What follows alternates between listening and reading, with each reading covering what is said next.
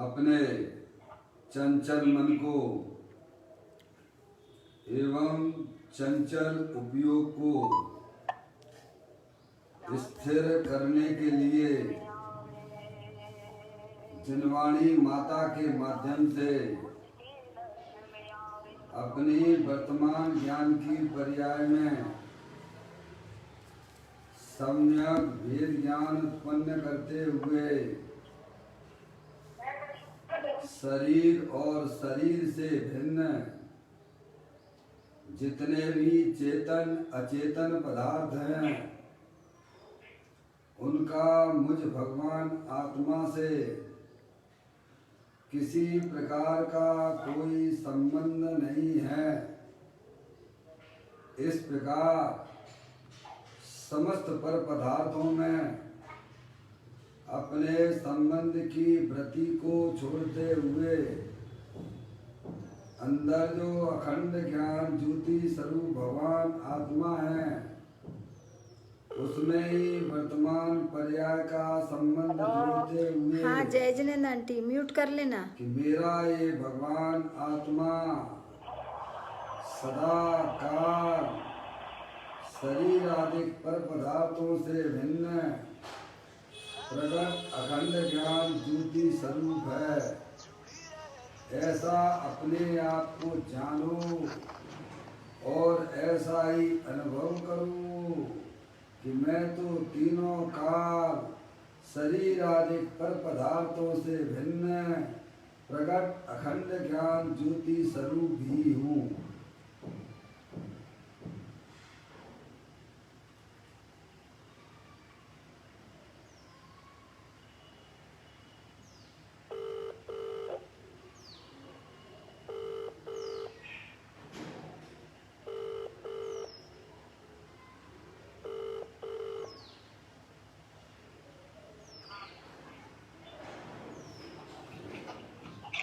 इसी प्रकार से संसार अवस्था में पर इस पे ही चलने दो, इस पे ही आत्मा चलने दो। की पर्याय में चलने दो इसी पे। जो विविध प्रकार की पुण्य पाप की परिणाम होते हैं वे समस्त परिणाम पर के लक्ष्य से होने वाले भाव हैं। वे हमारे आत्मा का स्वभाव नहीं है। ऐसे समस्त रागादिक परिणामों में एकत्व बुद्धि, ममत्व बुद्धि, कर्तृत्व बुद्धि, भोक्तृत्व बुद्धि तथा उन रागादिक परिणामों की ज्ञाता बुद्धि को भी छोड़ते हुए अंदर जो अखंड ज्ञान ज्योति स्वरूप भगवान आत्मा है जो कि पूर्ण निराकुलता स्वरूप वाला है, ज्ञान आनंद की मूर्ति है, परिपूर्ण वितराग स्वरूप है। ऐसे ज्ञायक प्रभु परमात्मा में वर्तमान पर्याय का संबंध जोड़ते हुए कि मेरा ये भगवान आत्मा सदाकाल शरीर रागादिक परिणतियों से भी भिन्न अखंड ज्ञान ज्योति स्वरूप है, पूर्ण निराकुलता स्वरूप वाला है।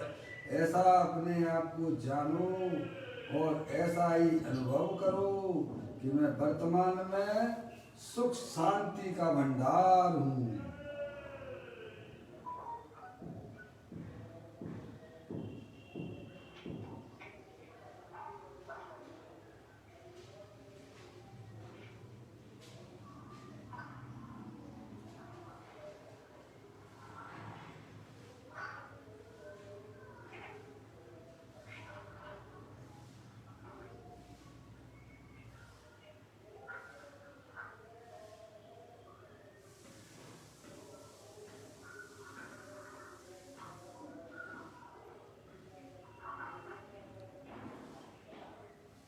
इसी प्रकार से संसार अवस्था में आत्मा की पर्याय में जो पर के लक्ष्य से होने वाला ज्ञान है वह परलक्षी ज्ञान भी हमारी आत्मा का स्वभाव नहीं है।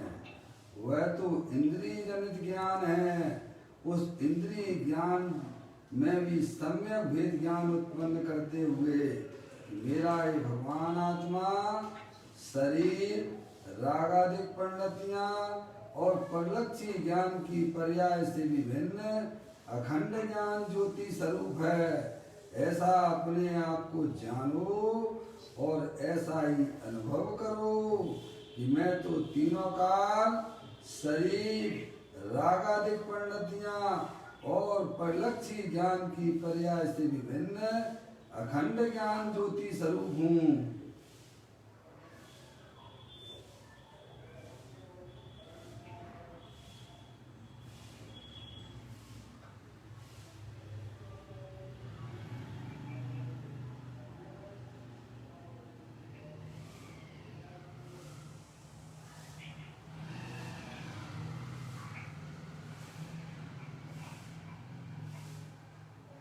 मेरे आत्म स्वरूप में शरीर रागादिक परिणतियां और परलक्षी ज्ञान की पर्याय का प्रवेश नहीं होता है, क्योंकि मेरी जो आत्म वस्तु है वह तीनों काल शुद्ध वीतराग विज्ञान घन स्वरूप है। ऐसा अपने आप को जानो और ऐसा ही अनुभव करो कि मेरे आत्म स्वरूप के अंदर विश्व का कोई भी पदार्थ प्रवेश नहीं करता है। मेरे आत्म स्वरूप के अंदर विकारी परिणतियों का भी प्रवेश नहीं है। मेरे आत्म स्वरूप के अंदर परलक्षी ज्ञान की पर्याय का भी प्रवेश नहीं है, क्योंकि मैं तो तीनों काल शुद्ध वीतराग विज्ञान घन स्वरूप भगवान आत्मा हूँ।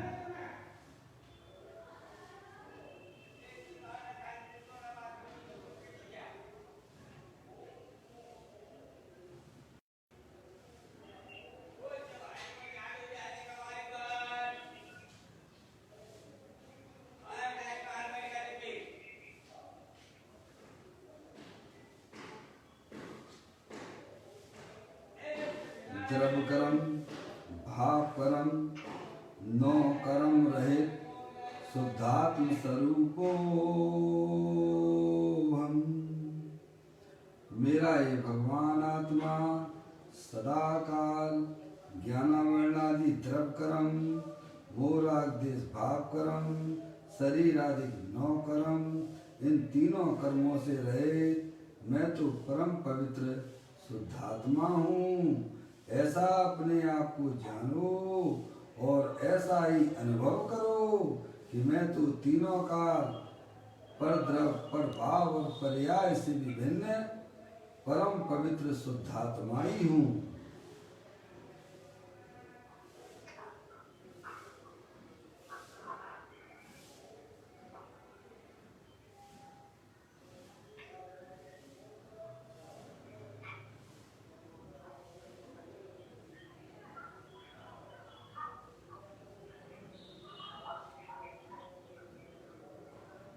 ओम नमः सिद्धेभ्यः।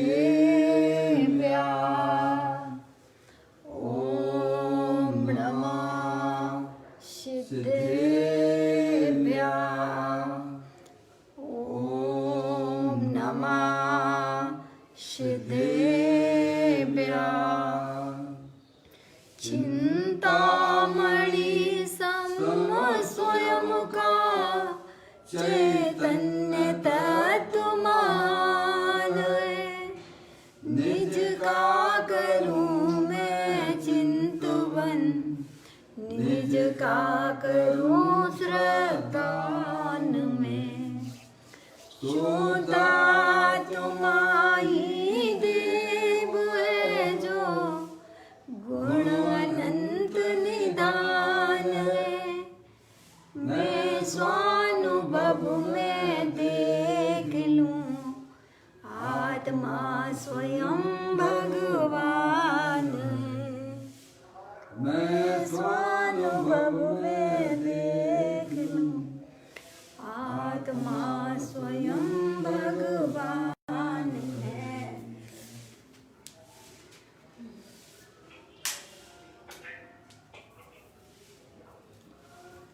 द्रव दृष्टि दिनेश्वर और पर्याय दृष्टि दिनेश्वर की चर्चा महान ग्रंथ के माध्यम से हम और आप इसका स्वाध्याय कर रहे हैं। आज का बोल है 730 नंबर का बोल है। बहुत सुंदर बोल है, जिसे हमें समझना चाहिए। पढ़ता हूँ मैं आपको। पेज नंबर 169 नंबर का पेज है। बोल नंबर 730। पुण्य, पाप, दया, दान, पूजा, भक्ति आदि का वेदन करे वह आत्मा नहीं है, जड़ है। यह पॉइंट आत्मधर्म में लिखने जैसा है, क्योंकि आत्मा का धर्म वीतराग स्वरूप है। राग का वेदन करे यह आत्मा का धर्म नहीं है। राग का भोग करे यह आत्मा का धर्म नहीं है। पुण्य, पाप, दया, दान, पूजा, भक्ति आदि का वेदन करे वह आत्मा नहीं है। तो आत्मा क्या है? पुण्य पाप के परिणामों से भिन्न वीतराग स्वरूप है, आनंद स्वरूप है। दुनिया के भाई साहब, आत्मा किसे कहना? शरीर रागादि से भिन्न तीनों काल अखंड ज्ञान ज्योति स्वरूप वीतराग आनंद स्वरूप वह वास्तव में आत्मा है। जो रागादिक का वेदन करता है उसे जनवाणी में जड़मती कहते हैं। क्या लिखा है? वह जड़ है। समझ में आया? क्योंकि जो तुम कर नहीं सकते हो उसका तुम वेदन कर रहे हो। राग तुम कर नहीं सकते हो और राग के कर्ता धर्ता बने बैठे हो। अरे आप जानने देखने वाले हो कि आप राग के करने वाले हो। आप मनुष्य हो कि जानने देखने वाले पदार्थ हो। अनंत शक्तियों के भंडार वाला मैं चेत निकर भगवान आत्मा हूँ। ऐसा जो नहीं मानता है मैं शरीर का करने वाला हूँ, मैं राग का करने वाला हूँ, मैं राग का भोग करने वाला हूँ, ऐसा वह मान्यता वाला व्यक्ति वह जड़मती है। क्या? और उसे निगुद में जाना पड़ेगा। उसे कोई भगवान कुछ नहीं कर पाएंगे, क्योंकि वस्तु स्वरूप में तो ऐसा कुछ है ही नहीं। वस्तु स्वरूप तो ऐसा है कि आत्मा शरीर को छूता तक नहीं है। वस्तु स्वरूप तो ऐसा है कि आत्मा राग को करता नहीं है। वह तो ज्ञाता दृष्टा पुरुष है। ऐसी जब तक हमारे अंदर में मान्यता नहीं होती है तब तक यह समझना चाहिए कि हमारी पर्याय में अज्ञानता चल रही है।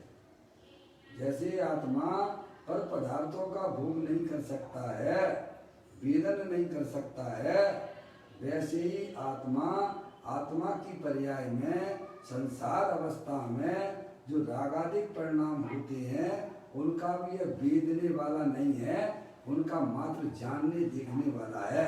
वेदन तो उसे अपनी अतीन्द्रिय आनंद का होता है। क्या होता है? आगे बात समझ में भैया?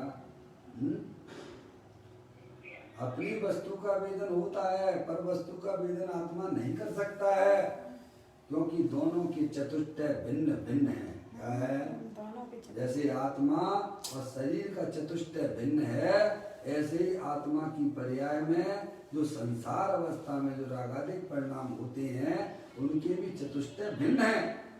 मैंने आपको उदाहरण दिया था, 2-3 दिन से दे रहा हूँ बराबर। जैसे बर्तन के अंदर पानी है और उसमें कुछ कलर डला हुआ है, ये तीनों चीजें भिन्न भिन्न हैं। पानी उस बर्तन को छूता तक नहीं है, पानी उस कलर को छूता तक नहीं है। तीनों अलग हैं कि नहीं है? बोलिएगा आपके हिसाब से क्या है? तो तीनों भिन्न हैं कि नहीं है? बताइए आप। एक लगते हैं, यही अज्ञानता है। आचार्य अमृतचंद देव पुरुषार्थ सिद्धि उपाय के 14वें नंबर की गाथा में कहते हैं कि आत्मा कर्म राग आदि से असंयुक्त होने पर भी संयुक्त जैसा प्रतिभासित होता है, यह प्रतिभास ही इसके संसार का कारण है। क्या भाई, क्या कहा आचार्य अमृतचंद देव ने? आत्म वस्तु जो है, यह आत्मा यानी अपने आत्मा की बात की, वहां कोई अत्यंत सिद्ध परमात्मा की बात नहीं की गई है। यह आत्मा शरीर रागादिक से असंयुक्त होने पर भी संयुक्त जैसा प्रतिभास होता है, यह प्रतिभास ही उसके संसार का कारण है, दुख का कारण है। मिलावट कर रहा है ना भाई, मिलावट होने नहीं है, वह जबरदस्ती से मिलावट कर रहा है। यही तो अज्ञानता है ना। और क्या है? आप बहुत जानने देखने वाले पदार्थ शरीर के करता धरता देखते हो आप, क्योंकि शरीर का तुम कुछ कर नहीं सकते हो। जब शरीर का नहीं कर सकते तो शरीर के बाहरी पर पदार्थों का क्या करोगे आप? कुछ नहीं कर पाएंगे। ऐसे ही आत्मा में जो भी रागादिक परिणतियां संसार अवस्था में होती हैं, उन रागादिक परिणामों को भी वह आत्मा करने वाला नहीं है। आत्मा तो जानने वाला है, काय का है?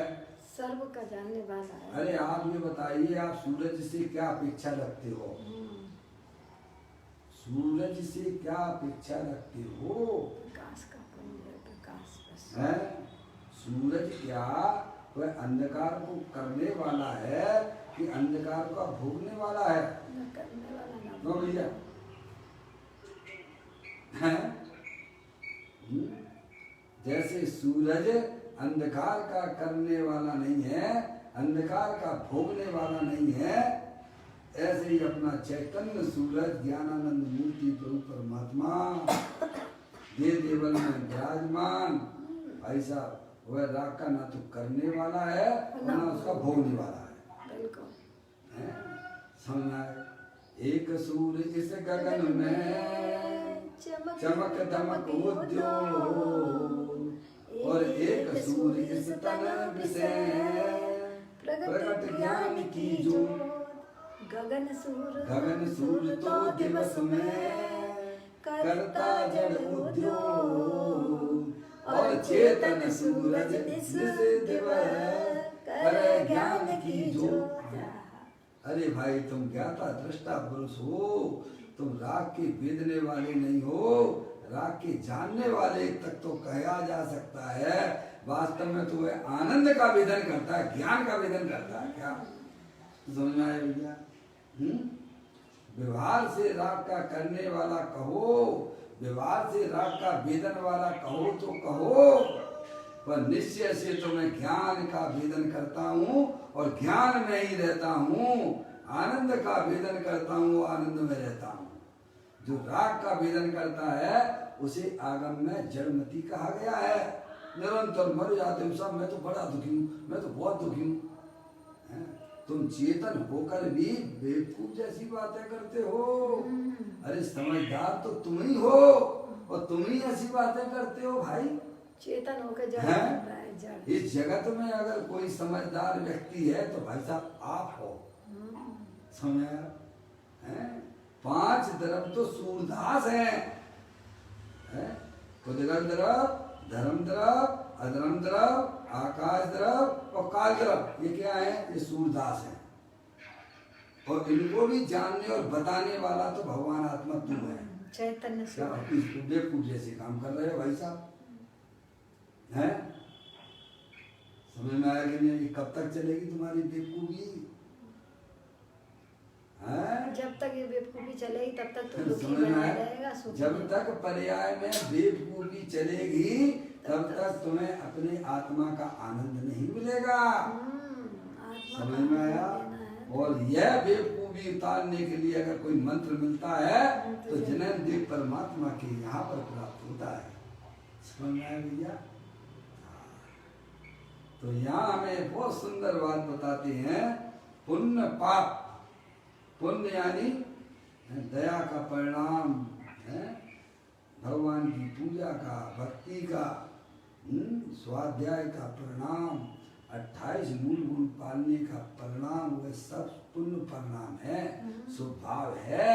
वह बैरमुखी तत्व है, उसका वेदन है क्या भाई साहब आत्मा नहीं करता है।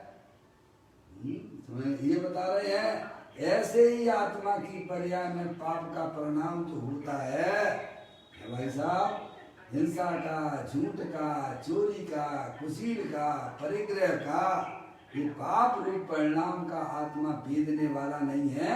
आत्मा उनका जानने वाला व्यवहार से है और परमार्थ से तो वह ज्ञान का वेदन करता है। सही बात है। क्या भाई साहब, आज मानो काल मानो या अनंत काल बाद मानो भाई साहब, आपको चलना तो यहीं से पड़ेगा।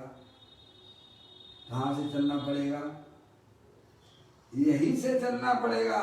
इस बात को आपको लेके चलना पड़ेगा है भैया कि मैं पुण्य पाप के परिणामों का ना तो करने वाला हूँ और ना मैं वेदन करने वाला हूँ। मैं तो चेतनेश्वर वस्तु हूँ। आनंद में रहना ये हमारा कर्तव्य है।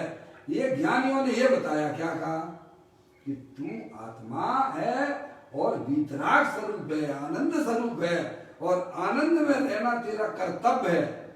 बोलो भैया, अनंत परमात्मा ने आपको बताया कि नहीं बताया? आत्मा में 47 शक्तियां और आचार्य अमृतचंद देव ने बताई हैं तो अनंत शक्तियां। उसमें एक 42वें नंबर की शक्ति है, उसका नाम है कर्तव्य नाम की शक्ति है। समझ में आया? क्या है? निर्मल दशाओं को करे ये आत्मा का धर्म है, ये आत्मा का कर्म है। क्या भाई साहब, राग को करे वह आत्मा का धर्म नहीं हो सकता है। इसीलिए कहा कि आत्म धर्म में लिखने लायक ये पॉइंट है। क्यों कहा गुरुदेव श्री ने? हाँ भैया,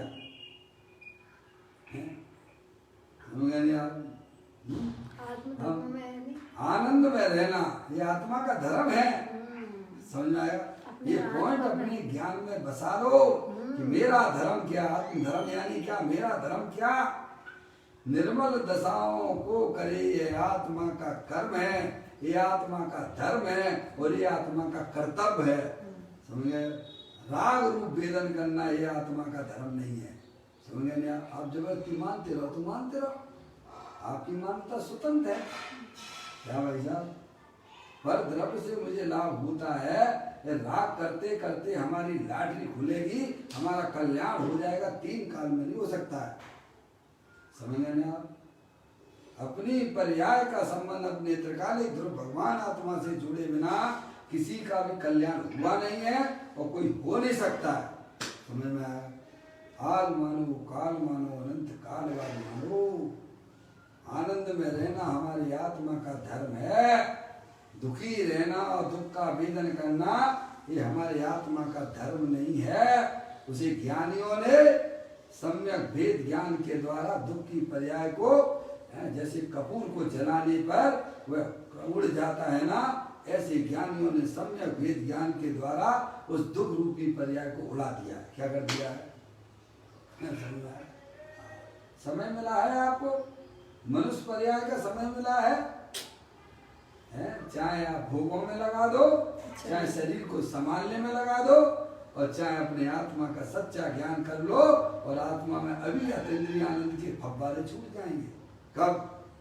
जब ही जिए आत्म जाने, तब ही जिए शिव सुख ठाने। कब? जब ही। कब भैया? तत्काल। अपने आत्मा का आनंद कब मिलेगा? जब अपने आत्मा को चिन्ह है भाई साहब। जब ही जिए आत्म जाने, मैं आत्मा हूँ, मैं मनुष्य नहीं हूँ, मैं स्त्री नहीं हूँ, मैं चेतनेश्वर अखंड ज्ञान ज्योति स्वरूप हूँ, वीतराग स्वरूप हूँ, अनंत शक्तियों के भंडार वाला हूँ। अरे राग तो वास्तव में कोई वस्तु ही नहीं है। राग तो ऐसा है जैसे पानी के बारिश में नीचे जो है भाई साहब बतासे होती है ना, बतासे, पानी के बतासे देखे आप लोगों ने? पानी के बतासे देखे हैं? कितनी देर टिकती हैं भाई? अरे कितनी देर रहती हैं जो पानी के बतासे? ऐसे ही आत्मा में जो रागादेश परिणतियां होती हैं वे पानी के बतासे जैसी हैं। और बिना ही छाती से और लगा उनकी रुचि जो हमारे अंदर पनप रही है, समझना चाहिए कि संसार चक्र बाकी है भाई साहब। सही बात। है? ज्ञानी हमें समझाते हैं कि पुण्य पाप दया दान पूजा भक्ति आदि सब ले लेना। सुनो, पुण्य पाप में तो सभी आ गए ना भाई साहब, है? समझ गए आप? जितने भी रागादिक परिणाम है, आश्रम तत्व हैं, समझ गए? आश्रम तत्व होता है, नव तत्वों में आश्रम तत्व को भिन्न बताया कि नहीं बताया? बताइए आप, है? समझ गए आप? अरे पानी के अंदर वो जो है कलर वाला रंग है, क्या पानी रूप हो गया क्या? आप नाली का पानी पीते हो, जो आपकी सरकारी पानी आता है ना, वो नाली का ही पानी है। तो क्या करना, पीना बंद कर दें क्या? फिर कौन सा पानी मिलेगा तुम्हें पीने को? जितना भी सरकारी पानी आता है ना, सब वो नाली का ही पानी है वो, है? फिर फिल्टर करते हो कि नहीं करते हो? वहाँ फिल्टर होता है, जाओ ना वहाँ जाके देखो ना, जहाँ पर फिल्टर होता है वहाँ जाके देखो ना, जाके भाई साहब ये सारा गंदा पानी एक तरफ आता है और उसे भाई साहब फिल्टर करके जो गंदगी होती है उसे अलग हो जाती है और निर्मल पानी अलग हो जाता है। तो वो गंदगी और निर्मल पानी पहले से ही अलग अलग थे कि उन्हें अलग किया गया है? बताइए आप, कि एक थे पहले से, अगर एक होते तो कभी भी वो मिलने, कभी भी अलग अलग नहीं हो सकते थे। कभी भी निर्मल पानी मिल ही नहीं सकता। ऐसे ही हमारे आत्मा में जो रागादिक परिणतियां हैं वे पहले से ही भिन्न है। समझ में आया भैया? निर्मल आनंद भगवान आत्मा स्फटिक मणि के समान निर्मल है।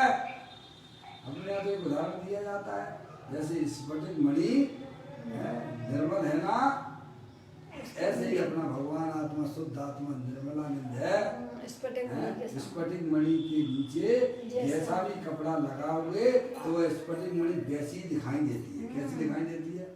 वैसी दिखाई देती है, परंतु तो भी वो उस रूप नहीं होती। ये ब्लू कलर का कपड़ा है, इसके ऊपर स्फटिक मणि को रखोगे तो वो स्फटिक मणि कैसी दिखाई देगी भैया? ब्लू दिखाई।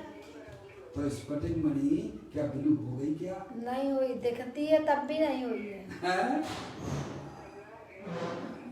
अरे संयोग है, क्या हो गई है स्फटिक मणि? क्या नहीं, लाल रखोगे तो लाल जैसी दिखने लगती है। ये तो उसकी स्वच्छता बताती है। क्या बताती है? ये भी, ये कलर भी उसकी स्वच्छता को बताने वाले हैं। ऐसे ही हमारे आत्मा में जितने भी पर पदार्थ जो वैसा है, रागादिक परिणतियां आदि जो जानने में दिखाई देती है ना, वे अपनी आत्मा की स्वच्छता को बताते हैं कि तुम इतने निर्मल हो। हैं? समझे ना? स्विमिंग पूल में जाते हैं अपन, देखते हैं ना स्विमिंग पूल में, स्विमिंग पूल का पानी कैसा होता है भाई? बिल्कुल निर्मल है। उसमें क्या क्या चीजें दिखाई देती हैं आपको? सब ऊपर का नीला नीला आकाश दिखाई देगा, बाजू की दीवार दिखाई देगी, बाजू के पेड़ वृक्ष आदि दिखाई देंगे, ऊपर पक्षी उड़ता हुआ जा रहा है वो भी उस पानी में दिखाई देता है। तो वो क्या बताता है? पानी की स्वच्छता बता रहे हैं, निर्मलता बता रहे हैं। तो क्या उस स्विमिंग पूल के पानी में क्या दीवार नहीं है? क्या नहीं है? क्या पेड़ नहीं है? क्या नहीं है? क्या ऊपर का आकाश नीला नीला दिख रहा है कि वह नहीं है? क्या नहीं है? क्या पक्षी जो उड़ रहा है वो उसमें नहीं है? क्या नहीं। तो है क्या? आपको दिख रहा है क्या? है तो ले आओ ना, उठा लाओ ना वहां से, है तो है भैया। है ऐसे ही अपना भगवान आत्मा निर्मलानंद है, उसमें राग आदि की पर्याय बिल्कुल भी नहीं है। जो दिख रही हैं तो तुम उसमें से निकाल लो ना भाई साहब, लेके आ जाओ, चले जाओ अपनी आत्मा के पास में, और कांत में राग आदि मिलेंगे क्या? अरे ये दीवार हमारे ज्ञान में झलकती है, यह भी नहीं है। और आत्मा में जो झलकन राग आदि की होती है वह भी उसमें नहीं है, वह तो निर्मलानंद को बताने वाली है। ऐसा निर्मलानंद भगवान आत्मा तीनों काल अपने ज्ञान का ही भोग करता है, उसे कहते हैं जीव नामक पदार्थ। क्या भाई साहब? उसे जीव कहा गया है। मैंने आप जो राग को करे और राग को वेदे वह तो जीव होने पर भी अजीब है।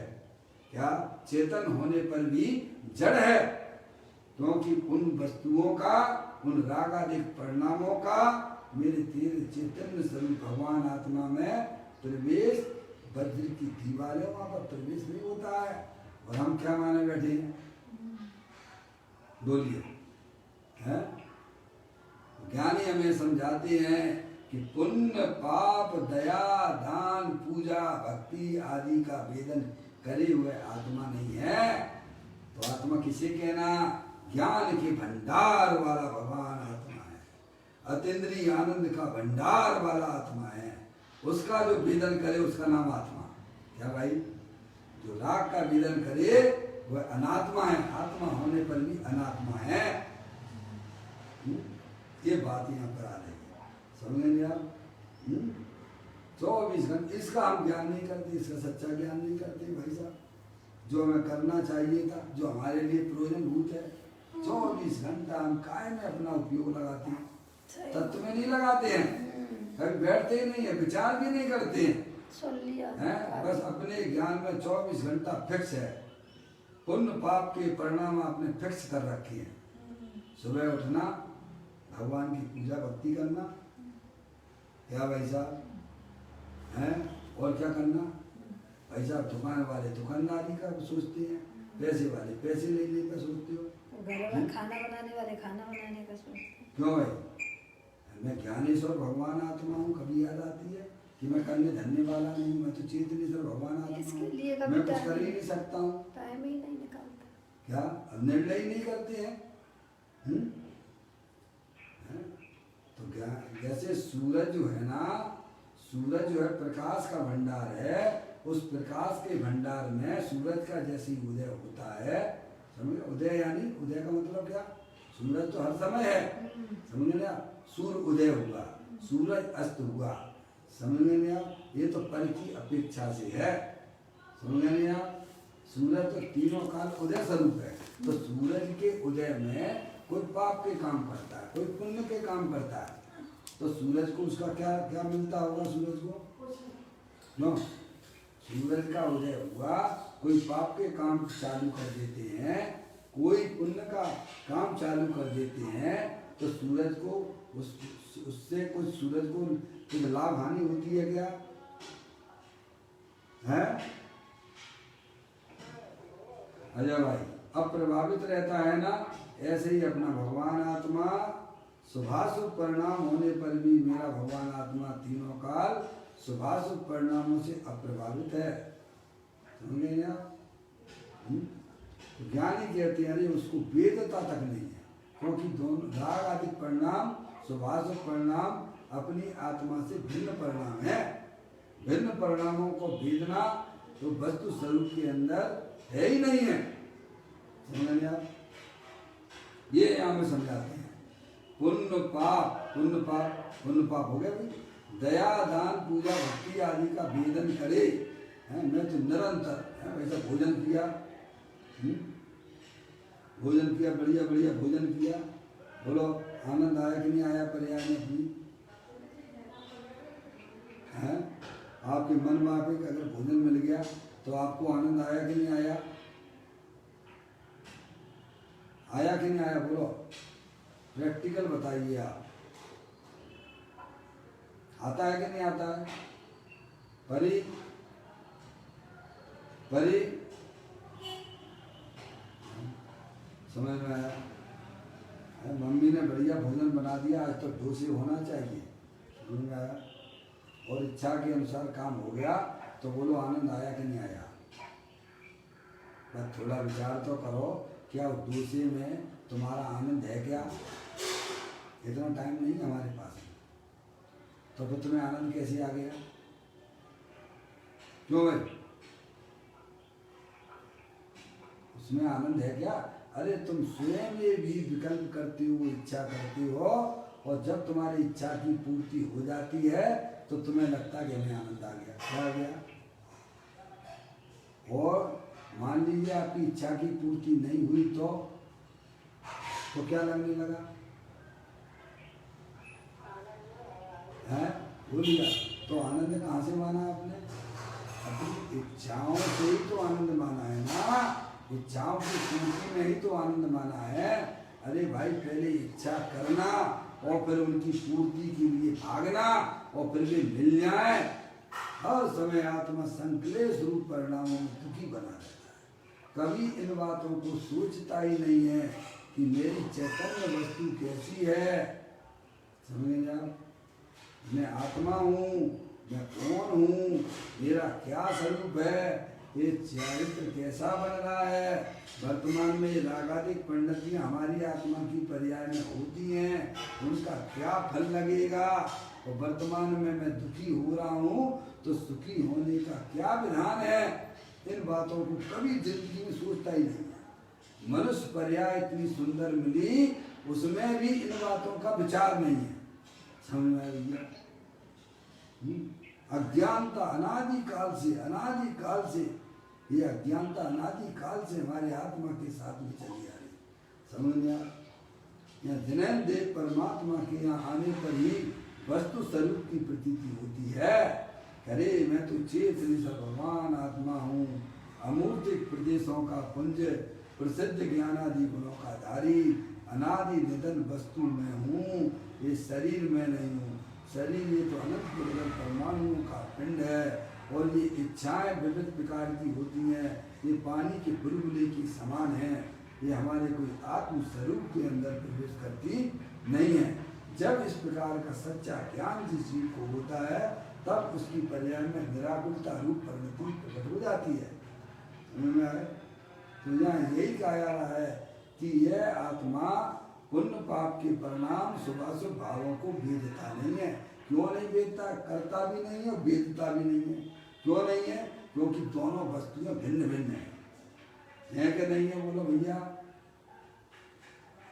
है जैसे आत्मा और शरीर भिन्न है, ऐसे ही रागादिक परिणाम भाई साहब हमारी आत्मा से अत्यंत भिन्न है। पानी में कलर डला है, भिन्न क्या भिन्न? भिन्न है ना। पानी में जो गंदगी है भाई साहब, जो अपन पीते हैं, भिन्न क्या भिन्न? भिन्न है। उसमें आप कतक पर डाल दीजिएगा तो भिन्नता भिन्न ही है। जैसे आपके ऊपर कपड़े के ऊपर कोई धब्बा आ गया, जो कोई स्वच्छ कपड़ा है, तो वह धब्बा जो आया है तो कपड़ा गंदा हो गया कि नहीं होगा? अपना हो गया। अरे कपड़ा कभी गंदा नहीं होता है, वो गंदगी ऊपर ही ऊपर है, और गंदगी कोई हमारे कपड़े के अंदर नहीं घुस गई है भाई। ऐसे ही आत्मा की पर्याय में संसार अवस्था में जो भी रागादिक परिणाम होते हैं, पुण्य पाप के जो भी परिणाम होते हैं, वे हमारी गंदगी की तरह ही ऊपर ऊपर रहते हैं। आप पढ़ते भी हो, स्वतंत्र निश्चल निष्काम ज्ञाता दृष्टा आत्मराम।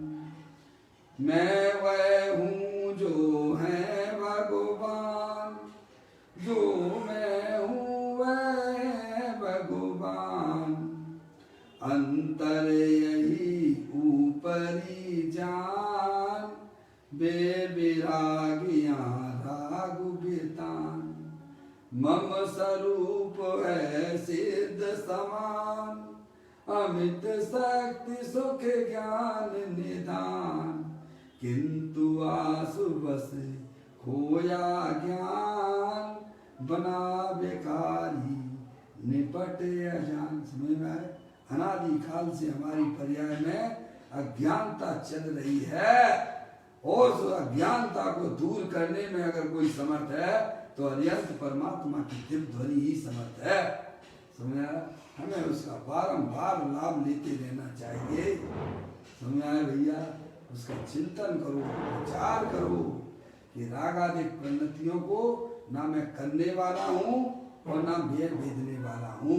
तो रागादिक परिणाम को कौन करता है?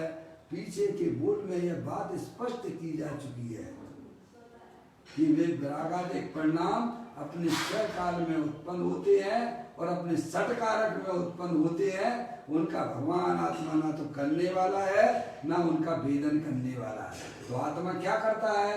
आत्मा जानने वाला है और जानता रहता है। अब तुम उसमें अपने प्लस क्यों कर रहे हो? क्यों प्लस कर रहे हो? अरे दर्पण है, दर्पण में बहुत सारी चीजें झलकती हैं, तो क्या दर्पण अपने में प्लस करता है क्या? उस दर्पण के अंदर अग्नि भी झलकती है, तो क्या वह दर्पण गर्म हो जाता है क्या?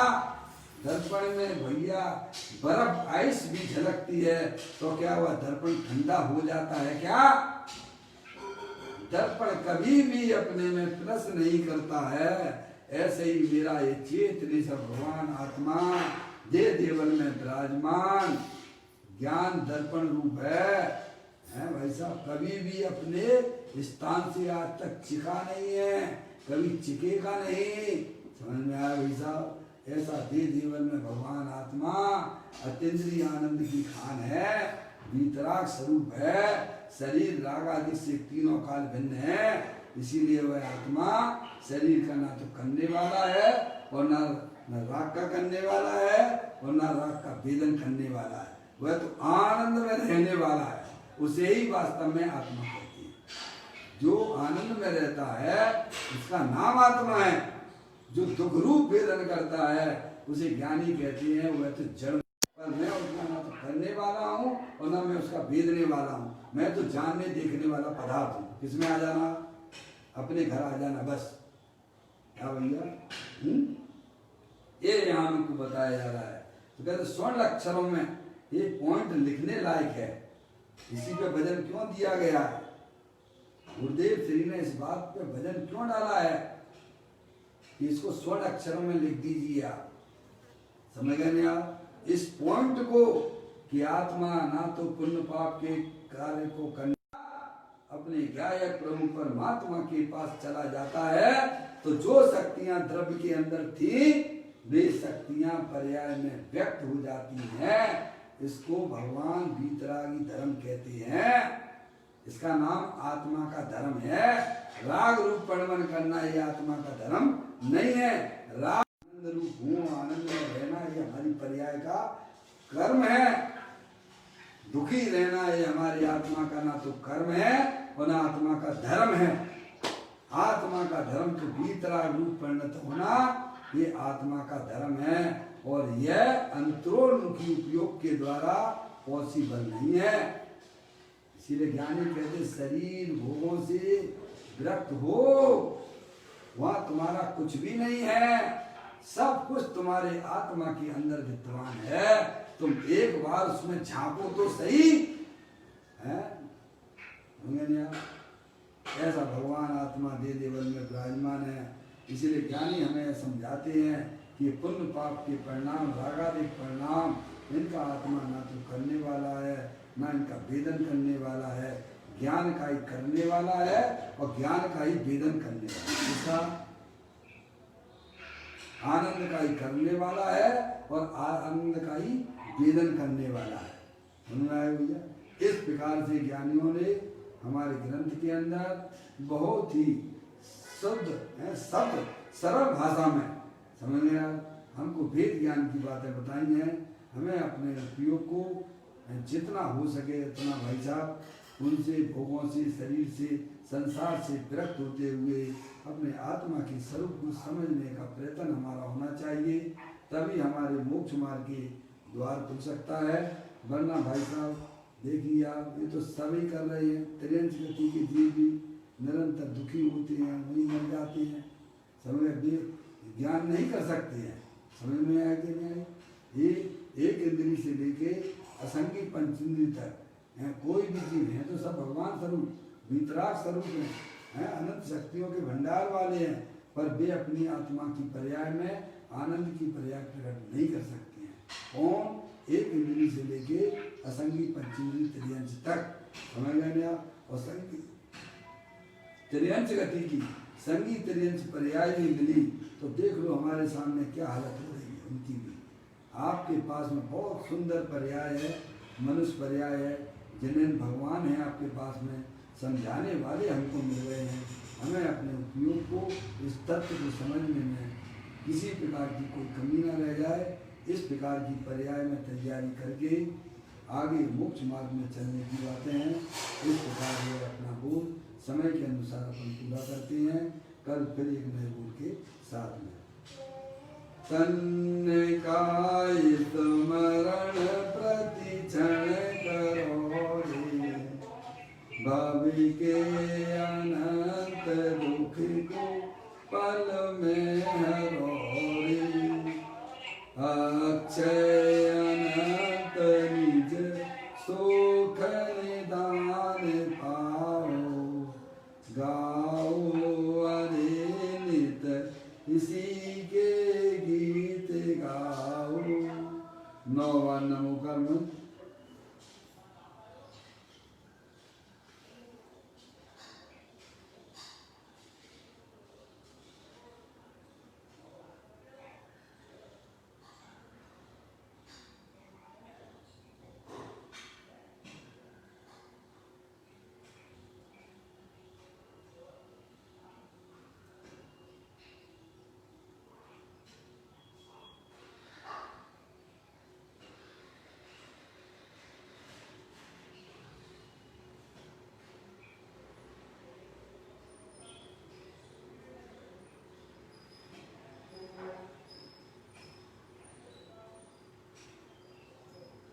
बोलो द्वादशांग जनवाणी माता की जय, महान जैन धर्म की जय। सभी साधर्मी आत्मार्थी बंधुओं को सादर जय